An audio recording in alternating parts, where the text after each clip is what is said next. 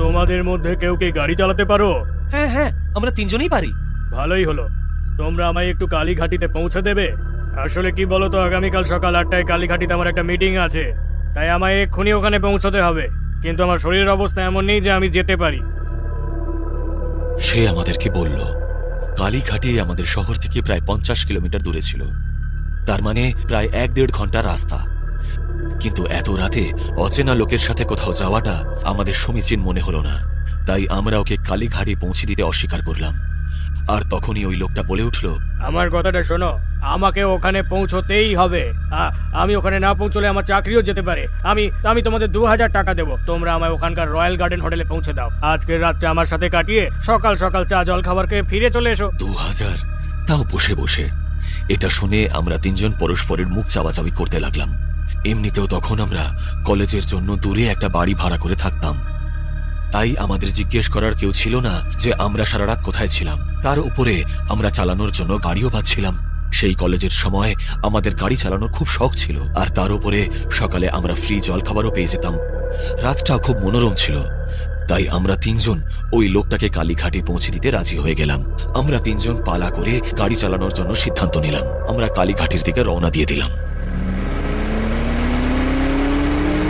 8 ঘন্টায় আমরা 30 কিলোমিটার অতিক্রম করে ফেলেছিলাম। গাড়িটা একটু পুরনো ছিল, কিন্তু খুব ভালো চলছিল। কিছুক্ষণের মধ্যেই আমরা কালীঘাটির জঙ্গলে পৌঁছে গেলাম। খুব গভীর জঙ্গল ছিল। জঙ্গলের ভেতরের রাস্তা একদম জনশূন্য ছিল। যথেষ্ট জোরেই চালাচ্ছিলাম আমরা, আর তখনই গাড়িটা একটা জার্ক দিয়ে বন্ধ হয়ে গেল। এর ফলে আমরা সবাই একটু ঘাবড়ে গেলাম। এমনিতে তো কালীঘাটিতে প্রাণঘাতী জন্তু নেই, কিন্তু রাত 1টার সময় জঙ্গলের জনশূন্য রাস্তায় গাড়ি দাঁড়িয়ে পড়লে একটু আধটু ভয় লাগাতো স্বাভাবিক। আমরা তিনজন গাড়ি থেকে নিচে নেমে এলাম। ওই ন্যাড়া লোকটা গাড়ির ভেতরে ঘুমোচ্ছিল। আমরা বনেট খুলে দেখি সেখান থেকে কালো ধোঁয়া বেরোচ্ছে। ওই ঝড়ঝড়ে অ্যাম্বাসেডর গাড়ির অবস্থা সত্যি খুব খারাপ ছিল। ইঞ্জিনটা খুব গরম হয়ে গিয়েছিল। আর তখনই ওই নাড়া লোকটা আমাদের কাছে এগিয়ে এলো আর বলল, আরে এটা কি হয়ে গেল? এবার এটাতে আবার জল ঢালতে হবে। কিন্তু এখন জল কোত্থেকে আনবো? এত বড় জঙ্গল আছে যখন, একটা পুকুর নিশ্চয়ই আছে এখানে।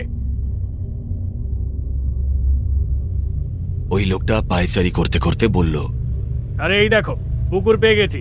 ন্যাড়া লোকটা বলল। আমরা পেছন ফিরে দেখতেই হেডলাইটের আলোতে একটু দূরেই রাস্তার কিনারে একটা বোর্ড দেখতে পেলাম, যার উপরে লেখা ছিল কালী